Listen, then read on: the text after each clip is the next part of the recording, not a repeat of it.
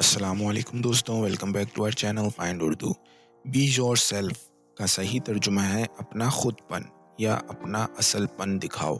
इस लफ्ज़ को समझने के लिए सोचो। अपने असल खुद को पहचानना, अपने आप को जैसा है वैसा ही दिखाना। ये उसूल आपको दूसरों के सामने अपने असल और सच्चाई वाले रूप में आने का मशवरा देता है। अगर कोई किसी दूसरे के सामने अपनी असल शख्सियत को छुपाकर एक झूठी शक्ल बनाए रखता है तो वो कभी असल तक नहीं पहुंच सकता। लेकिन अगर वो अपने आप को असलपन से दिखाता है तो लोग उसे असल और सच्चा समझते हैं। It's important to be yourself in every situation. हर हालात में अपना खुदपन दिखाओ, ये बहुत ज़रूरी है। बी योर सेल्फ का मतलब उम्मीद है अब आपको समझ में आ गया होगा। मिलते हैं नेक्स्ट वीडियो में। शुक्रिया।